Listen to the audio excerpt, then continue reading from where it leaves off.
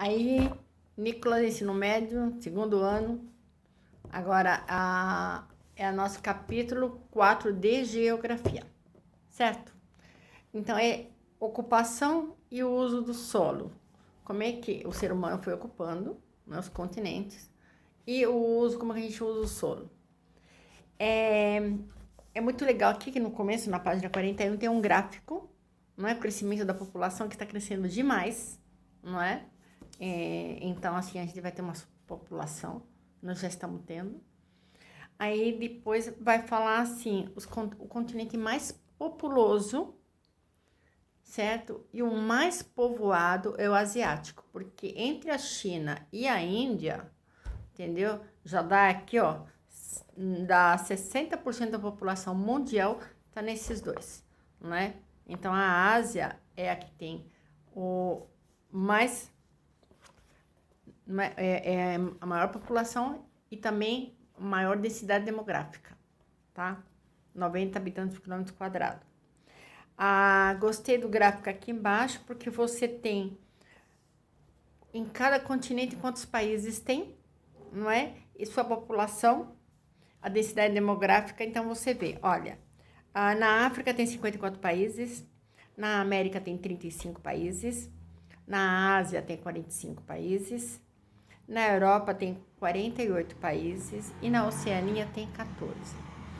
A Oceania é o menos povoado e o menos populoso, tá? Pela tabela você vê. Então é muito legal essa tabela para você curiosear, né? Que além de saber, é curioso, né? Caramba! Então aqui, por exemplo, população em milhões. Na África, você tem 1.256.000.000. Na América, você tem 1.006.000.000. Na Ásia, 4.500.000.000, tá? Na Europa, você tem 742 milhões. Você vê que a Europa, né, com 48 países aí, não é? Um montão de países, mas o número de habitantes na população é pouca. E a Oceania tem só 40 milhões, tá? A Oceania toda aquelas ilhas, tudo que faz parte, é o estado de São Paulo de pessoas, tá? Mas aí está falando que essa população não está distribuída por igual, certo? Então tem uns lugares que estão vazios, pouquíssima gente, e tem outros que tem muita gente concentrada, não é? E até no Brasil a gente vê isso, porque no Amazonas tem pouca gente, dá 2 habitantes por quilômetro quadrado, uma coisa assim. E aí você vai ver São Paulo, que dá assim, não lembro agora quanto que dá de habitantes por quilômetro quadrado, é bastante, bem concentrado a cidade de São Paulo. Bom, então vamos continuar aqui.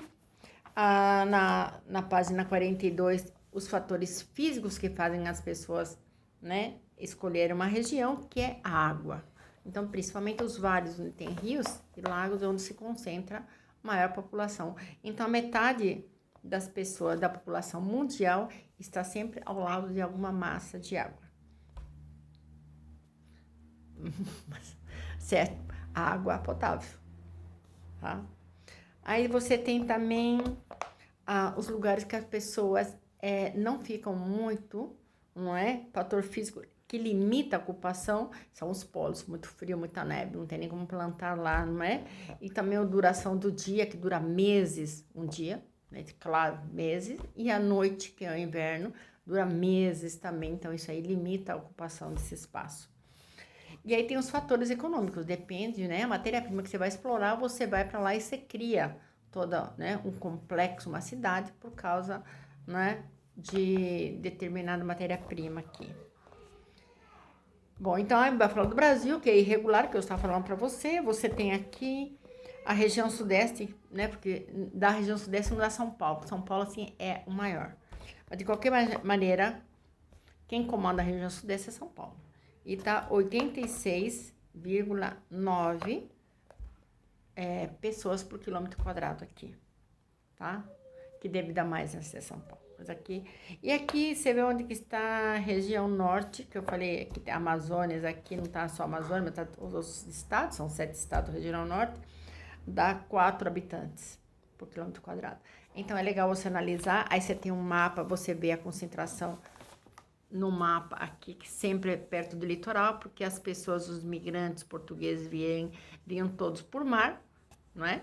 E é o Oceano Atlântico que está entre a Europa e o Brasil. Também fala da população indígena, não é? Que é 0,4% da população que tem. E aqui elas têm um limite das terras delas que foi homologado, né?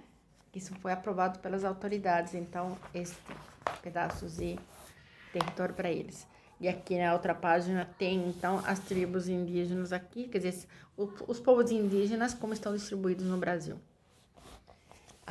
Depois, embaixo, a gente vai ter diferentes formas de ocupação espaço geográfico.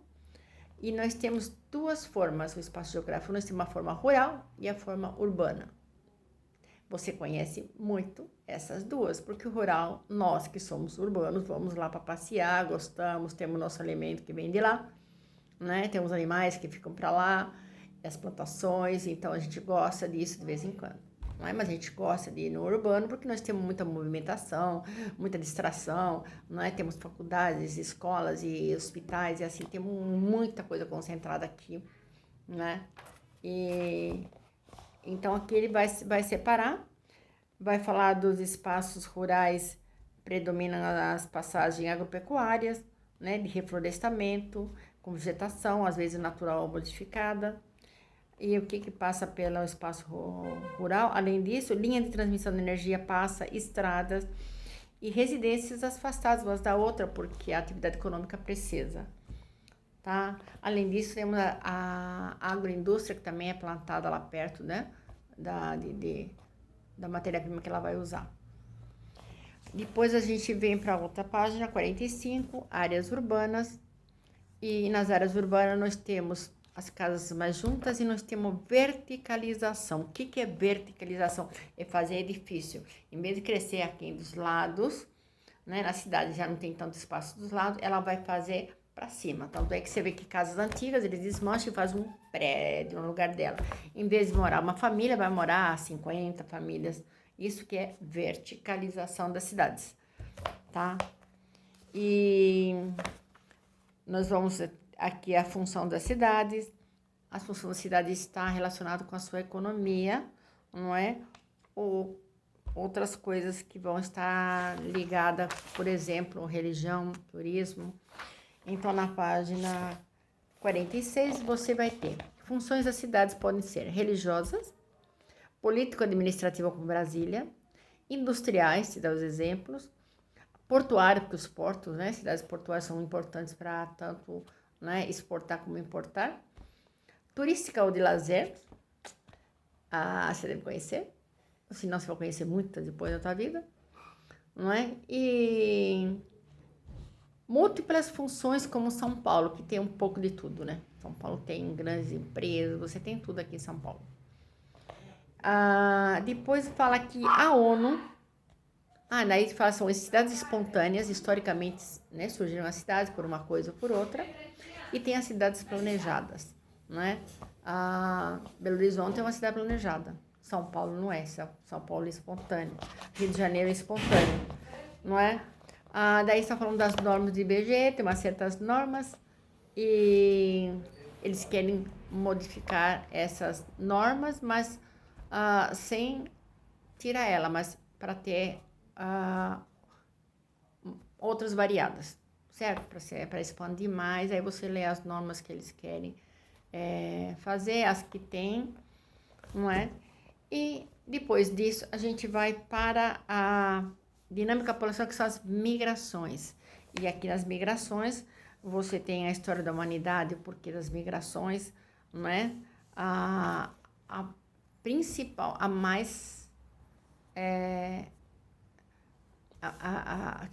que teve super importância agora nos continentes, foi a do século XV, que foram as grandes navegações que saíram da Europa e foram colonizando e indo para outras partes do mundo. Então, essa aí já foi uma das principais, não é? na história da humanidade. E aí você vai ter durante os séculos como é que acontece isso tem as migrações externas, que de um país vai para o outro, ou tem as migrações internas dentro do país, não é? Sempre melhor qualidade de vida, mas tanto uma como outra também tem a ver com outros fatores, não só não é, econômicos, mas também assim político, perseguição política, religioso, não é? Pode ter também essas migrações sais por elementos naturais, vulcanismo, terremoto, tsunami, não é? Então eles vão citar aqui. A ONU considera a migração deslocamento populacional que envolve mudança de lugar de residência, podendo ser temporária, de longa duração ou permanente. Em geral, as regiões que atraem essa população a gente chama de polo de atração, né? E a saída das pessoas de seu país, então, chama polo de expulsão. O Brasil está nos dois, né? Porque tanto ele atrai como também muito brasileiro saindo, né? E aí do Brasil, vai falar mais para frente, tem da imigração ilegal também, não é? Que isso causa desemprego no país que vem esses migrantes ficam ilegais e causa a xenofobia também dos jovens e o racismo. E vai estar explicando aqui o porquê aqui. Aqui também a Europa Ocidental, ela recebe milhões de imigrantes, principalmente da África, né?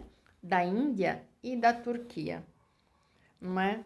E essa população até que foi uma mão de obra pós-guerra que a Europa precisava também, não é? E aí tem essas idas e voltas, como aumenta quando diminui, não é? E vai falar do Brasil, durante os séculos, é lógico que no começo recebeu muito, não é? Depois diminuiu, aí teve outras séries não é? Por exemplo, quando teve em 1929, teve aquela crise em Boston, nos Estados Unidos, que virou para o mundo todo. Então, os cafeicultores aqui, não é? Eles faliram, não é? Por causa da crise.